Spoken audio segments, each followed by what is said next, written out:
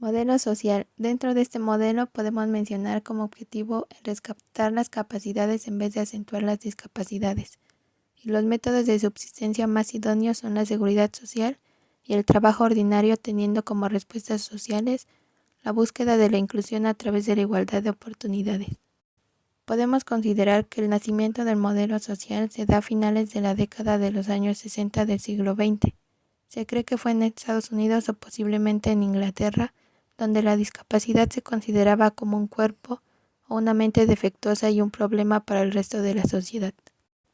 Se conformó el concepto de persona con discapacidad, donde la UPIAS afirma que la sociedad discapacita a las personas con discapacidad. Su análisis es construido sobre la base de una clara distinción entre deficiencia y discapacidad, donde deficiencia sería esa característica de la persona en la que un órgano, una función o un mecanismo del cuerpo o de la mente que funciona o no de igual manera que en la mayoría de las personas. La discapacidad estaría compuesta por los factores sociales que restringen, limitan o impiden a las personas con diversidad funcional vivir una vida en sociedad. En cuanto a los niños y niñas con discapacidad, se aboga por que puedan tener acceso a las mismas oportunidades de desarrollo que los niños y niñas sin discapacidad y una educación inclusiva. Los métodos de subsistencia de las personas con discapacidad son de seguridad social y el trabajo ordinario, mientras que el empleo se considera el único camino de integración social para personas con discapacidad y se reclaman nuevas fórmulas innovadoras destinadas en función de las personas con discapacidad en el ámbito ordinario de empleo. En cuanto a las respuestas sociales, se aboga por la inclusión, que la diferencia no sea tolerada, sino valorada como parte de la diversidad humana.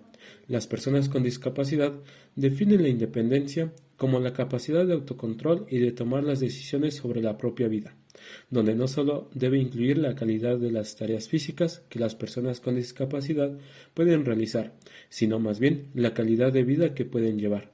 Las personas con discapacidad aún se enfrentan a privaciones y a desventajas sociales.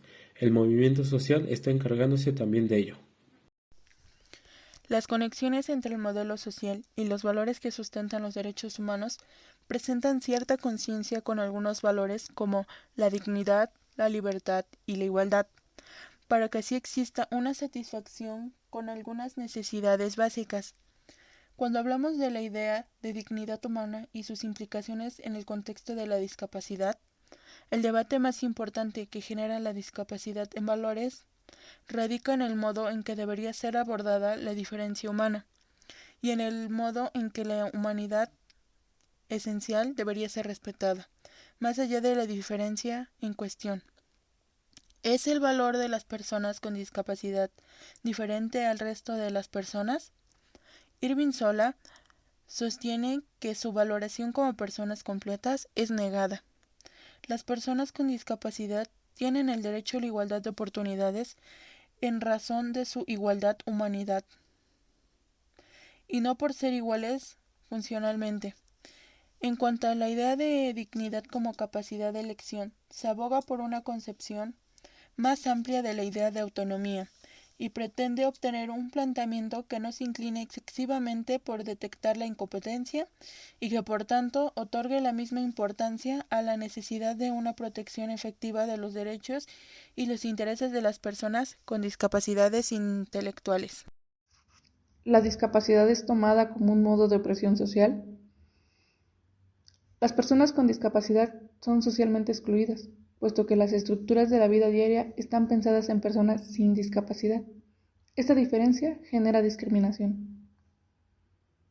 El modelo social se centra en la igualdad, pero al mismo tiempo rechaza la consideración de la diferencia. También se centra en la importancia de las barreras discapacitantes y lucha por desmantelarlas. Una frase dice: el sufrimiento en la vida de las personas con discapacidad no es siempre natural.